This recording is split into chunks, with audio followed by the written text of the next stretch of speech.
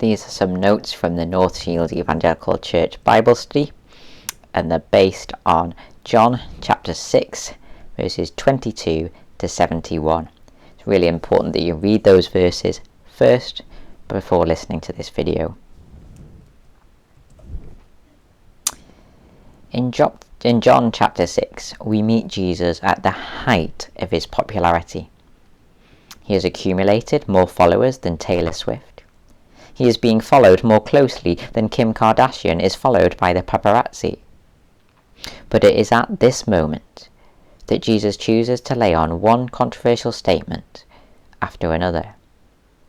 He says, "No one can come to me unless the Father who sent me draws them. No one can come to me unless the Father has enabled him. All those the Father gives me will come to me. And this is the will of him who sent me, that I should lose none of all those he has given me." One of the many reasons statements like this are controversial is because they bring up the issue of free will. Jesus calls people to choose him, but apparently they cannot choose him unless God enables them to.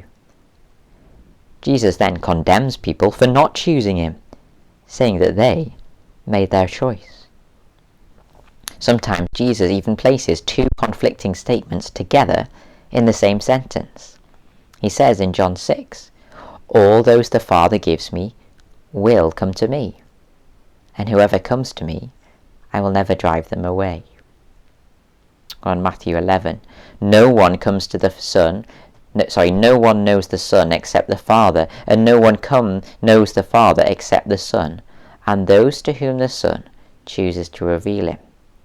Come to me, all you who are weary and burdened.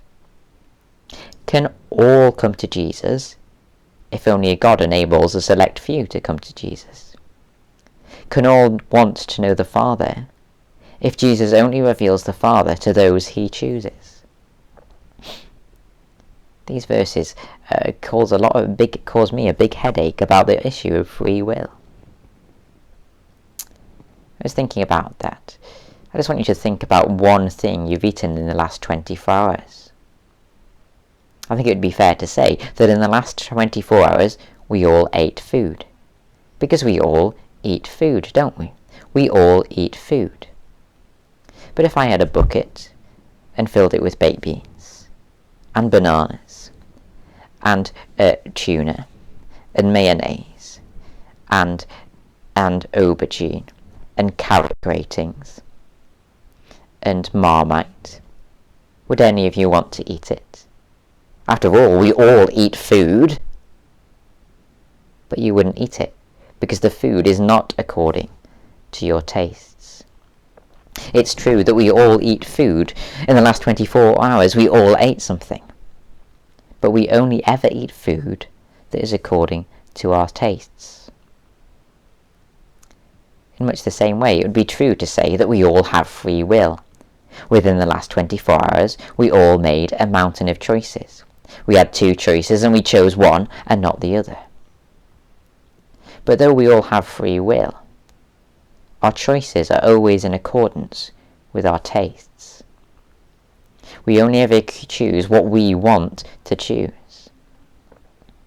Even on the rare occasions when we say, "I did this even though I didn't want to," we are actually acting in accordance with our tastes. Say we say, "I went on a run in the rain even though I didn't want to." Well, actually we did do that because we wanted to be healthy more than we wanted to remain comfortable. We're still acting in accordance with our tastes. We want to be healthy more than we want to be comfortable. We might say, "I agreed with Bob even though I didn't want to, because I wanted an easy life more than I wanted to tell the truth." We are always making choices according to our tastes, according to our natures, according to our desires. And when we're presented with something that's not according to our tastes, such as baked beans mixed with Marmite and carrots and aubergine, when we're presented with something that's not according to our tastes, we cannot bring ourselves to choose it, because in everything in our nature shouts out, "No." So though the Bible describes us as having free will, it declares that without God's help, we will only ever choose what's in keeping with our sinful tastes. We'll only ever choose what is in accordance with our sinful natures, without God's help. The truth that we have sinful hearts affects the truths that we choose to accept and reject. We read in Corinthians, the person without the Spirit does not accept the things that come from the Spirit of God, but considers them foolishness and cannot understand them, because they are discerned only through the Spirit. Our sinful natures affect which truths we choose to accept and reject. Our sinful natures affect which type of life we choose to lead. The mind governed by the flesh is hostile to God. It does not submit to God's law, nor can it do so. We have a taste for only doing what we want to do. We have a taste for believing only what we want to believe.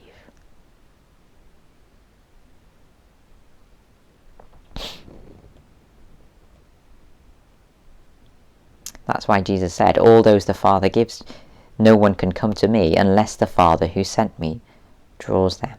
No one can come to me unless the Father has enabled them.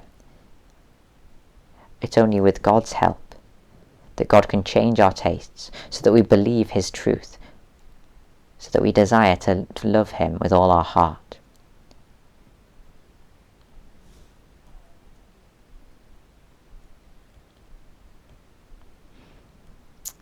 What kind of response should we have to this? Well, I think the response of Charles Spurgeon was insightful. He says, I believe the doctrine of election. In other words, that God chooses us, we don't choose Him. I believe the doctrine of election, but he said, I am quite certain that if God had not chosen me, I should never have chosen Him. I am sure He chose me before I was born, or else He never would have chosen me afterwards. And He must have elected me for reasons unknown to me, for I never could find in myself why He should have looked upon me with special love. So I am forced to accept that great biblical doctrine. Charles Spurgeon knew he needed to believe that God was the one who enables sinners to come to faith in Him, because he knew that he'd never have chosen Jesus himself. And what is true of Charles Spurgeon, is true of us.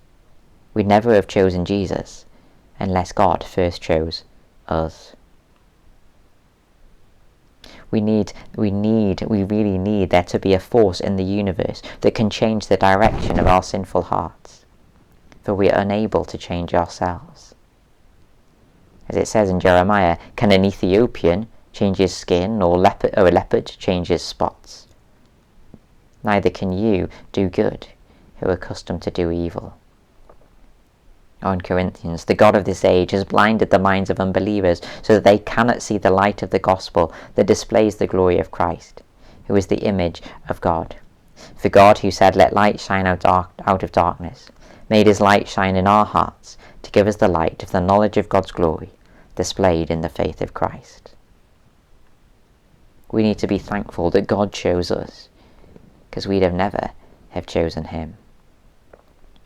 And not only that, this truth should lead us not only to be thankful, but to be prayerful as well.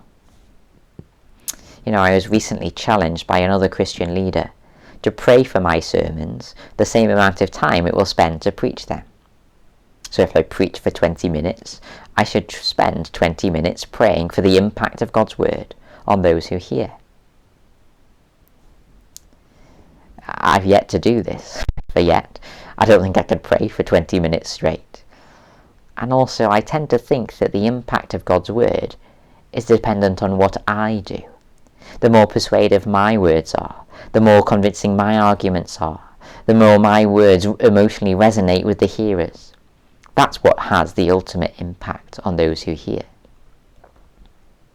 Or you might have said to yourself, if only my friend heard this preacher preach, they'd be persuaded by the biblical truth.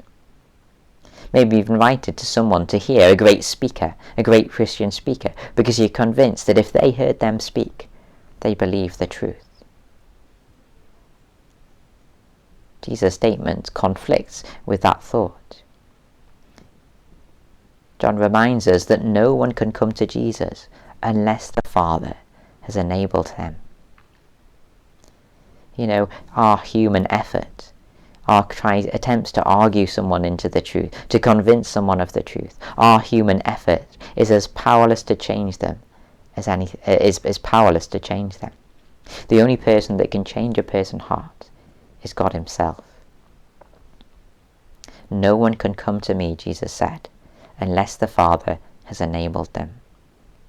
As Paul says in Corinthians, I planted the seed, Apollos watered it, but God has been making it grow.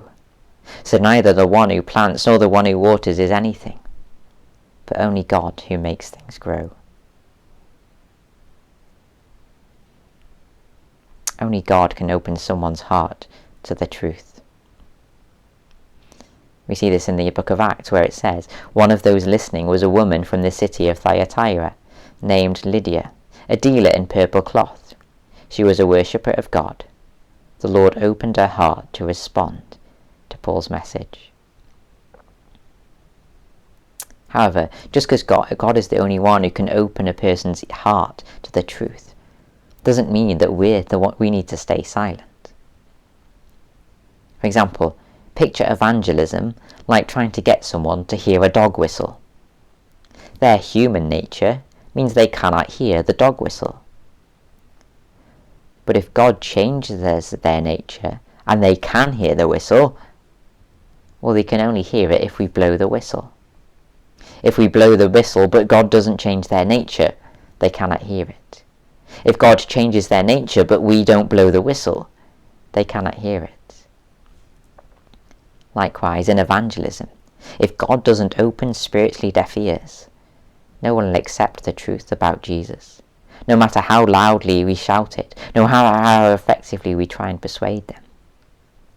But if God opens somebody's spiritually deaf ears so that they can understand it, but you and I remain silent, they will not hear the message that can save them. How then can they call on the one they have not believed in? And how then can they believe in the one of whom they have not heard? And how can they hear without someone preaching to them?